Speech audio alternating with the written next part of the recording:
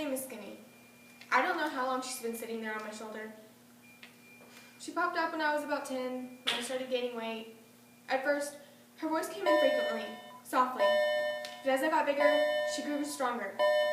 But I've never actually seen her. I only hear her. I'm 15 years old, and I'm 302 pounds. Every Navy only has two words. Jay Spacer, come to the attendance office. Every Navy only has two goals in the world. One, to star in the musical. Two, to finally Emily Goodell, come to the counseling office. Emily Goodell. She never thought Skinny would leave. She thought she was invincible. That is, until she stood up to her. The drama club wants to invite you to the spring musical in April, Gigi says in a surprisingly big voice for such a little girl. Then, with amazing lack of self-consciousness, she bursts into song. Oh, Oklahoma.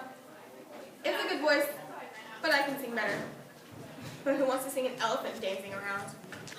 They're doing Oklahoma for the musical, I say to my sister Briella. Why don't you try out? Maybe next year. We both know I won't be trying out for spring, or the spring after that, or any spring, actually. It just matters. There are never parts for a 300-pound girl.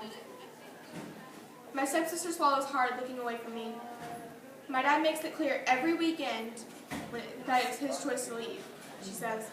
But that doesn't mean I'm going to lie around and eat myself to death. You think I want this, my hands contracted into fists? People lose weight all the time. You eat less and you exercise. It's science. And it will just magically go away, right? Everyone thinks it's a simple solution I just haven't thought of yet. Drink energy drinks for breakfast. Eat only apples 1 day a week. Buy some jingling infomercial stupid product. How did you let yourself get like this? Obese teenagers, it's a natural epidemic.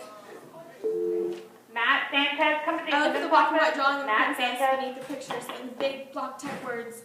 Try out for the spring musical, Rodgers and Hammerstein's Cinderella. They're going to put on Cinderella. I feel a flutter of excitement in my chest. It's my dream role. I know every song, every line by heart. I can recite every bit of dialogue and every part in the play from memory. I could blow everyone away. It'd be one night, one performance, and no one would ever feel sorry for me again. It's perfect. It's impossible. Crazy. You won't get it. Everyone knows that. She's stopping me, Skinny, because I'm wanting something, I'm hoping, and I've learned that hope is never a good thing.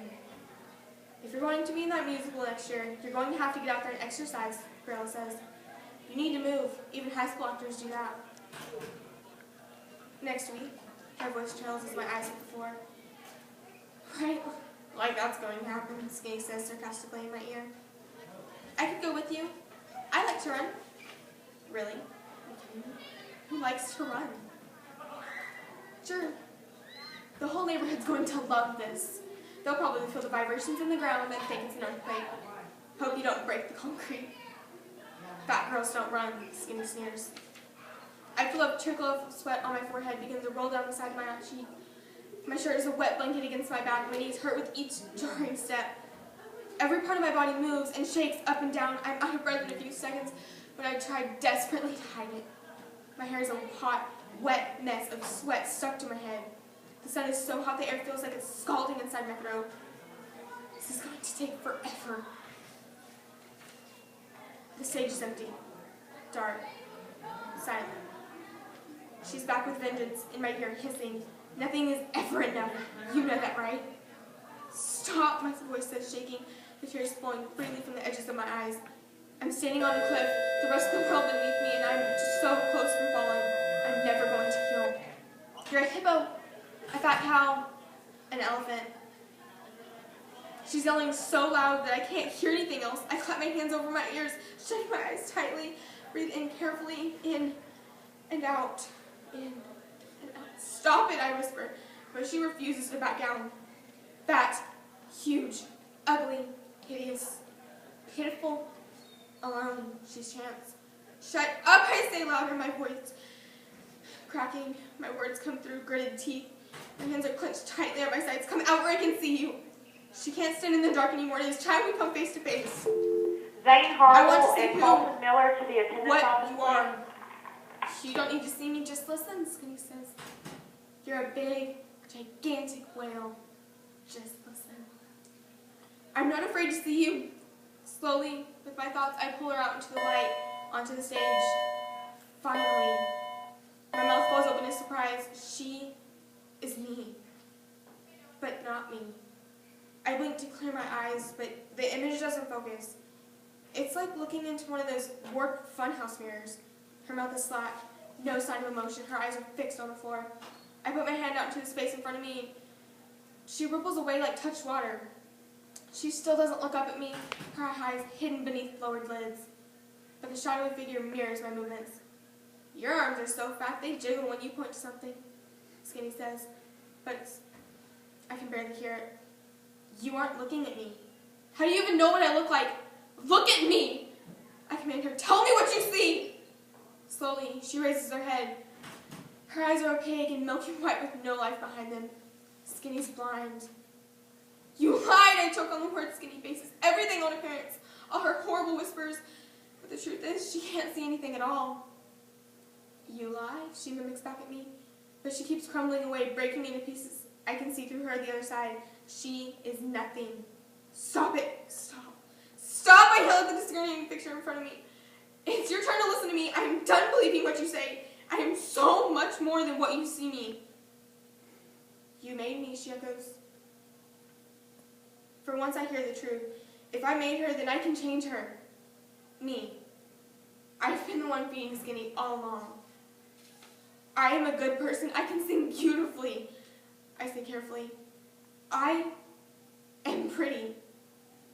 Well, you are thinner than you were. Her voice sounds hesitant. I change what she says. I'm pretty. Say it. I point at her with a shaking finger. You look okay in that dress. No, I look pretty. Say it. But she can't say anything because just like that, the fading image in front of me flickers and vanishes.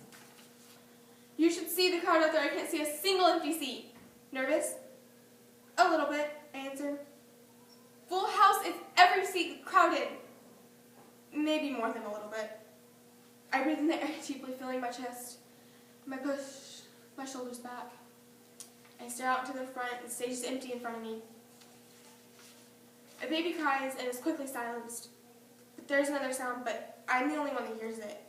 A small, familiar voice. You can't, and you won't. I know Skinny's here too, because whether I like it or not, she will always be a part of me. I just don't have to listen to her. Besides, there's so much else in my head and my heart to listen to faint echoes.